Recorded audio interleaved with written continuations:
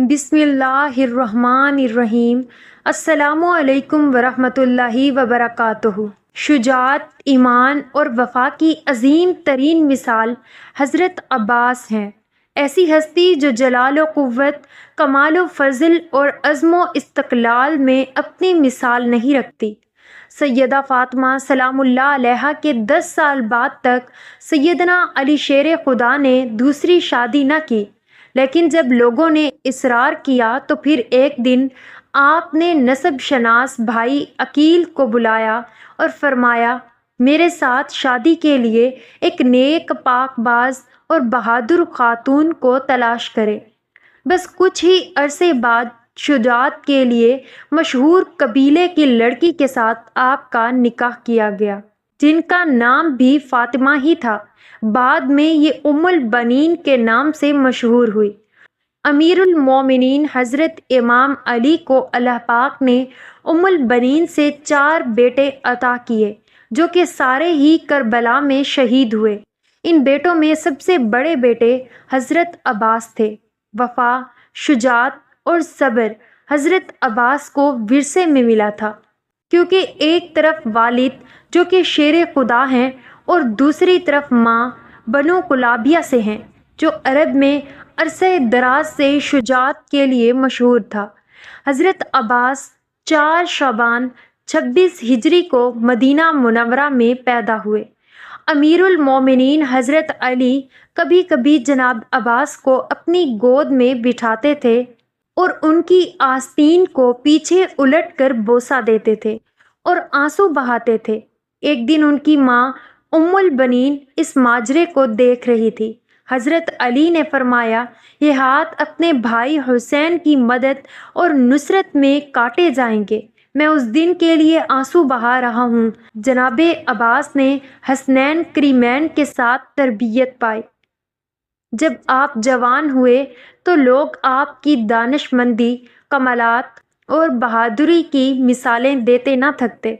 جب حضرت علی شہید ہوئے تو آپ اس وقت 14 سال کے تھے۔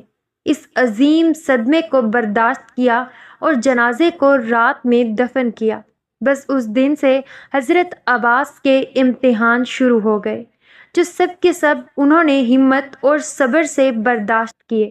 آخر کو آپ نے وہ دن بھی دیکھا کہ جب حضرت امام حسن کو زہر دے کر شہید کیا گیا، آپ کا جنازہ بھی صحیح طرح سے نہ پڑھنے دیا گیا، لیکن یہ سب بھی ایک بہادر باپ کے بہادر بیٹے نے صرف اس لیے برداشت کیا کہ حضرت حسین نے انہیں یہ کہہ کر منع کر دیا کہ عباس ابھی جنگ کا وقت نہیں ہے۔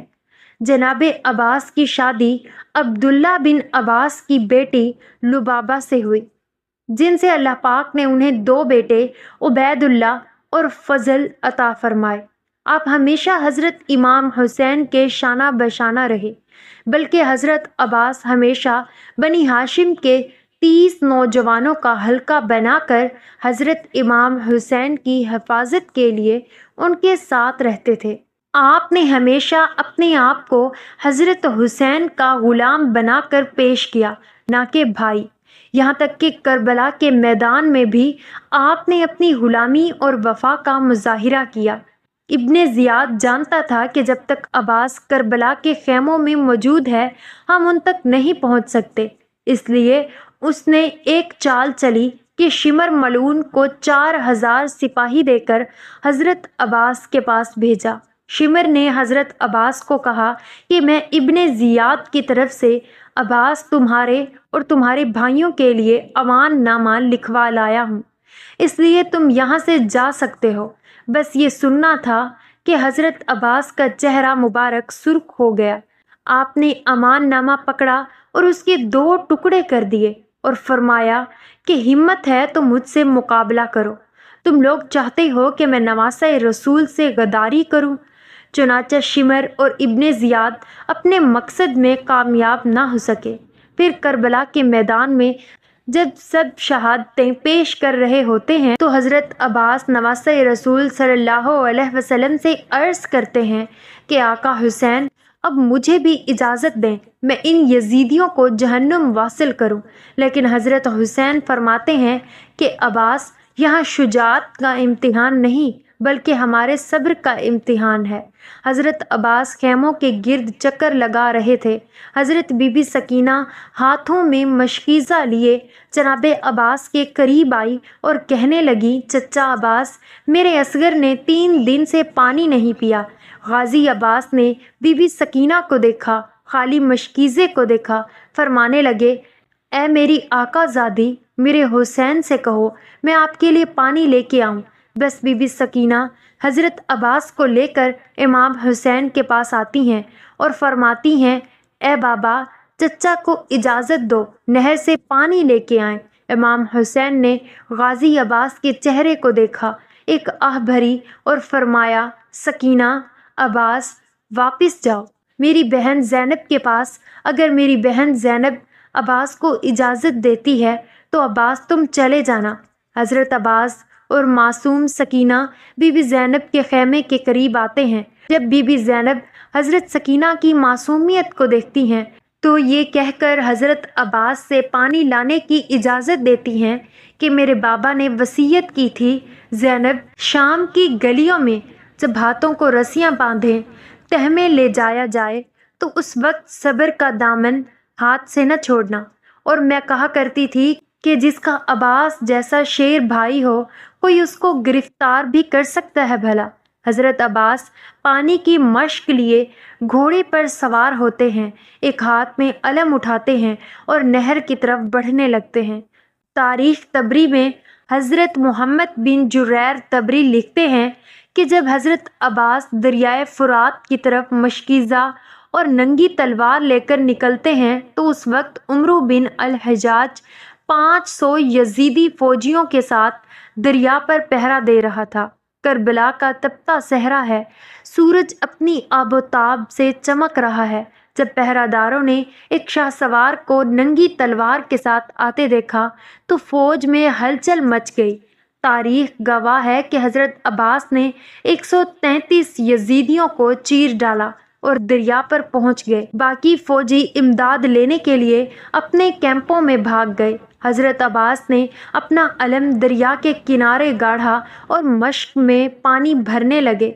मश्क को भरने के बाद आपने खुद पानी पीने के लिए चुल्लू भरा और फिर ये सोचकर पानी गिरा दिया कि मेरे आका हुसैन और उनकी आल कब से प्यासी है। अल्लाह अकबर।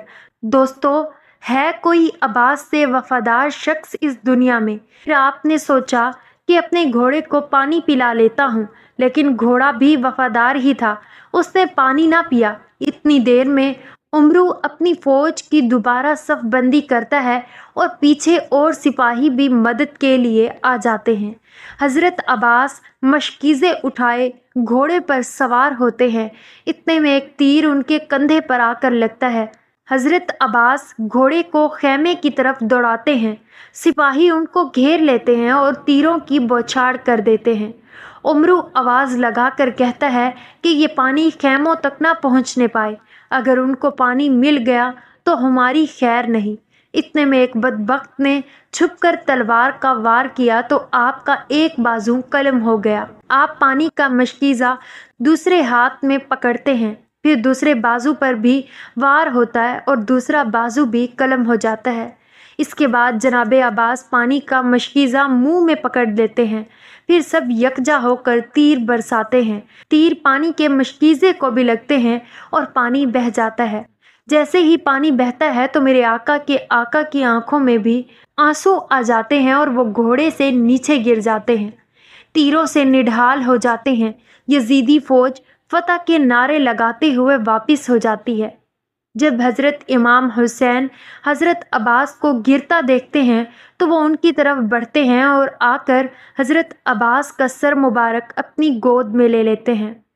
हज़रत अब्बास पहली दफ़ा हज़रत इमाम हुसैन को अपना भाई कहकर पुकारते हैं और माफ़ी मांगते हैं कि मैं मासूम सकीना के लिए पानी ना ला सका। आपकी रूह मुबारक दारुल फना से दारुल बका की तरफ کوچ کر جاتی ہے۔ اب ساری شہادتیں ہونے کے بعد جب سارے سر گردنوں سے اتار دیے جاتے ہیں اور ان کو نیزوں پر چڑھا دیا جاتا ہے تو صاحب وفا حضرت عباس کا سر نیزے پر نہیں رکتا اور بار بار گر جاتا ہے۔ یزیدی فوج پریشان ہو کر حضرت زین العابدین سے پوچھتے ہیں کہ ایسا کیوں ہے، جس پر آپ ایک تاریخی جملہ فرماتے ہیں، میرے چچا نے ساری زندگی حضرت حسین کی برابری نہیں کی تو اب مرنے کے بعد ان کا سر بھی حسین کے سر کے برابر نہیں رکھ سکتا۔ اللہ اکبر! یہ سن کر شمر کہتا ہے کہ عباس کے سر کو گھوڑے کی زین سے باندھ دو۔